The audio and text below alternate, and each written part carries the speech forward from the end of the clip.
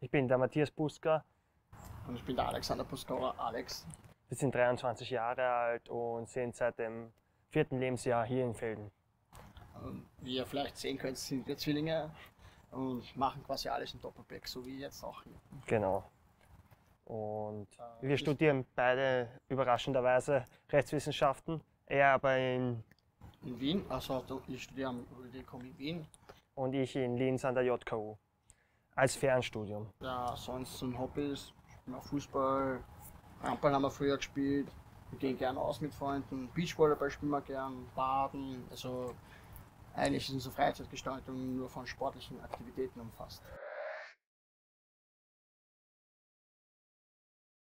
Ja, wir sind beide taub geboren, wirklich komplett taub. Und dann 2001 habe ich mein erstes Implantat bekommen mit 15 Monaten. Und 2003 habe ich dann das zweite bekommen. Hat uns noch nicht wirklich, Gott sei Dank, eingeschränkt. Es ist Gott sei Dank aber jetzt schon besser geworden, dass die Kinder jetzt momentan schon beidseitig gleichzeitig operiert werden. Ja, also ich kann da nur zustimmen eigentlich. Also bei mir war das Gleiche eigentlich. Ja. Und wie gesagt, also ich merke das halt schon. Also bei uns war es halt damals am Anfang zumindest so, dass eine Seite stärker belastet worden ist, zumeist, oder das bessere Ohr war, ja. Aber das ist ja heutzutage eben kein Faktor mehr, weil halt gleich beide Seiten operiert werden.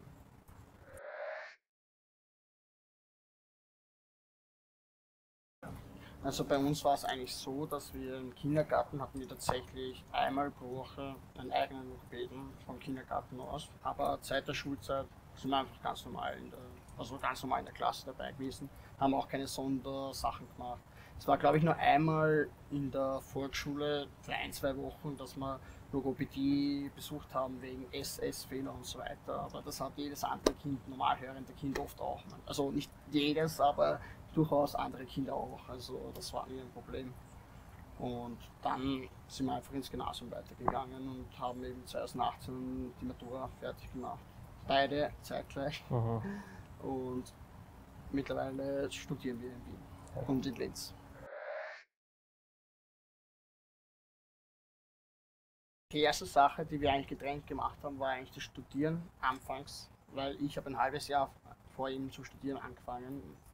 Da haben wir eigentlich Freunde das erst sagen müssen, dass das die erste Sache ist, die wir getrennt machen. Und ich studiere in Wien Jus, ja, weil anscheinend meine Volksschullehrerin schon gesagt hat, dass ich ein Jurist werde und ich auch so stur bin. Und das geht wirklich gut, und man kriegt mittlerweile auch sehr, sehr viel Unterstützung eigentlich. Also du kannst dich an zig Stellen wenden. Also es hat mittlerweile jede Uni hat so eine Beratungsstelle für Leute mit Beeinträchtigungen. Da schreibst du die einfach an, die unterstützen dich wirklich. Und es gibt es auch finanzielle Förderungen, das kann man auch sagen. Aber zum Beispiel bei technischen Hilfsmitteln brauchst du nur schreiben, die finanzieren dir das. Zum Beispiel der Audiostream zum Beispiel. Wenn das dann durch das Unileben erleichtert wird, das Studiumleben erleichtert wird, bin ich mir ziemlich sicher, dass das die Uni finanzieren würde. Ja, genau. Und ich studiere ja an der JKU Fernstudium Rechtswissenschaften. Ich bin jetzt erst im 5. Semester, weil du bist ja jetzt schon im achten Semester, obwohl wir gleich alt sind, weil ich mein Medizinstudium anfangen wollte in Wien, habe ich leider um 1% nicht geschafft. Und deswegen habe ich dazu entschieden, Jus auch zu studieren. Aber mein Bruder hat mich dazu geraten, es in Linz zu versuchen, weil es doch ein Fernstudium ist und dann noch angenehmere Zeiten sind, weil ich kann es theoretisch dann nach meiner Arbeit oder wenn ich theoretisch dann nochmal Medizin studiere, nach dem Medizinstudium, wenn ich mal Zeit habe, das noch fertig machen. Und es ist einfach, es ist flexibler. Ich habe einfach viel mehr Zeit, ich kann einfach ein bisschen mehr die Zeit einteilen. Es wird jede Vorlesung für 2 Wochen aufgenommen und ich kann es mir so oft anhören, wie ich will. Man kann die Lautstärke einfach aufdrehen, wenn man mal was nicht verstanden hat, und man kann es wiederholen oft genug. Das ist der Vorteil beim Fernstudium, und so habe ich eigentlich sind eigentlich die gleichen Themen. Du wirst unterstützt im Vorlesungssaal, wenn du vor Ort bist, kannst du ja auch machen. Gibt es sogar direkte Verbindungen mit dem Hörgerät, mit dem Professor und mit dem Hörgerät, und die unterstützen sich wo es geht. Man muss sich nur melden, man muss von Genau. sich aus tatsächlich, glaube ich, den Schritt machen, den Schritt wagen, aber dann wird sofort unterstützt. Ja, und ich finde es auch interessant, weil wir sind ja eigentlich in einem Studium, wo wirklich sehr viel geredet wird oder diskutiert wird.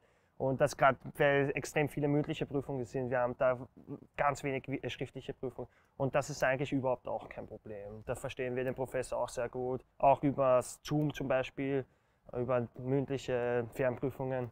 Und es geht eigentlich sehr, sehr gut mit dem Cochlea-Implantat. Wir haben nach der Matura haben wir eigentlich gesagt, wir wollen mal ein bisschen Geld verdienen.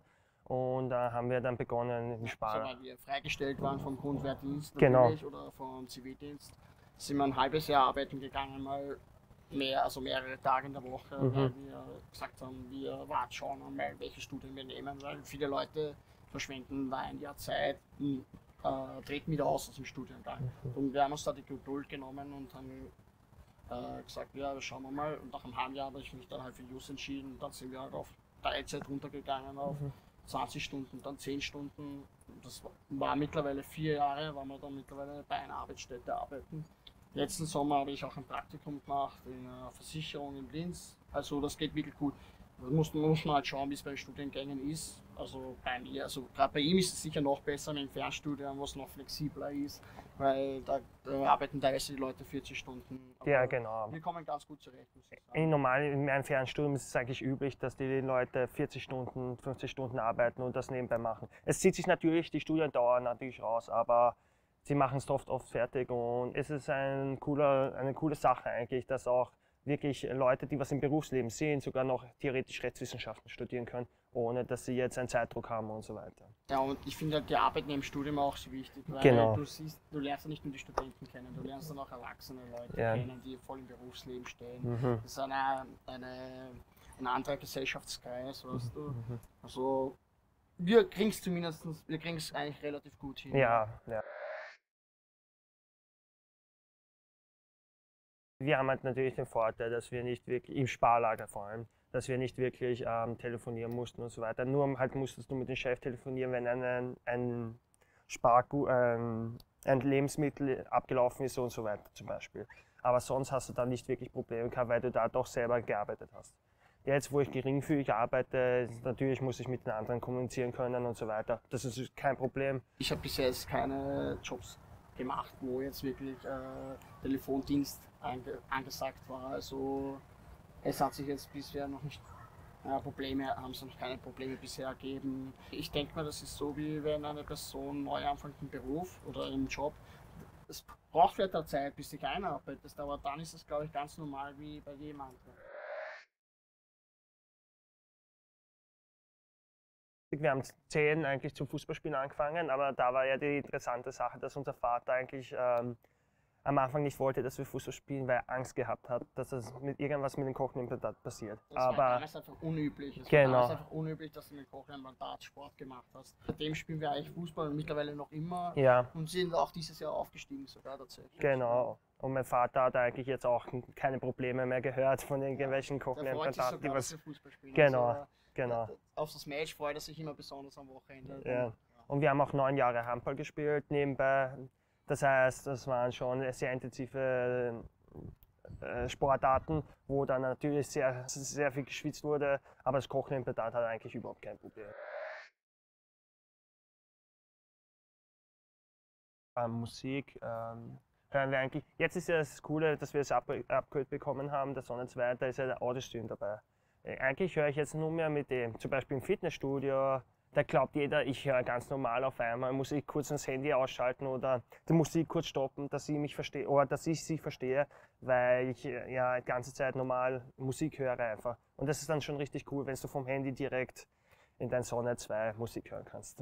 Was wir zum Beispiel jedes Jahr eigentlich machen, ist, dass wir aufs Frequency gehen. Das Festival, das ist nie ein Problem. Genau, ja. Ich habe schon gehört, dass wir eigentlich nach einem Disco-Besuch gehen wir die Hörgeräte runter und können super schlafen.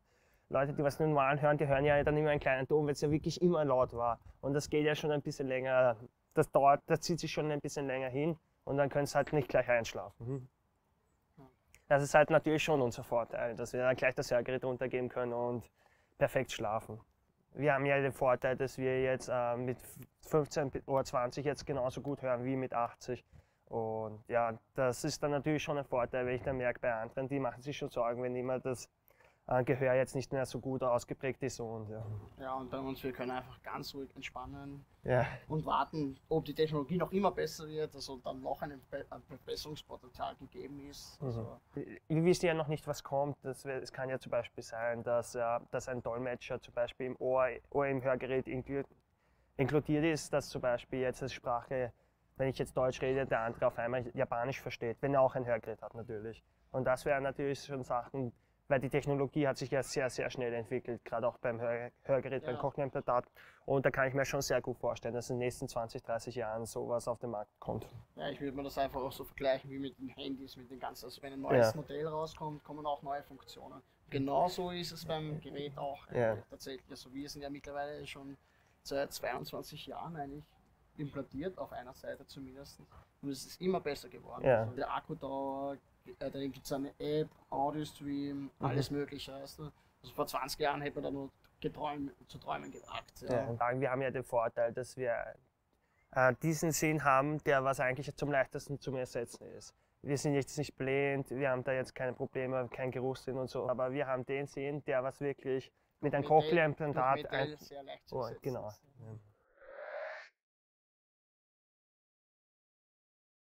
Also wir sind unseren Eltern tatsächlich sehr dankbar, weil, also wenn man jetzt mit jungen Eltern redet, die haben ja schon ein bisschen Probleme, ist es das Richtige, ja. Du musst aber bedenken, vor 20 Jahren gab es wenig Erfahrungsberichte, ja. Also es war schon ein mutiger Sprung, dass du die Implantat gemacht hast, also eine Operation gemacht hast. Und wir sind aber wirklich sehr dankbar, dass es so gut funktioniert hat. Ihr seht es ja selbst, wir sind, glaube ich, nicht so schlecht drauf. Ja.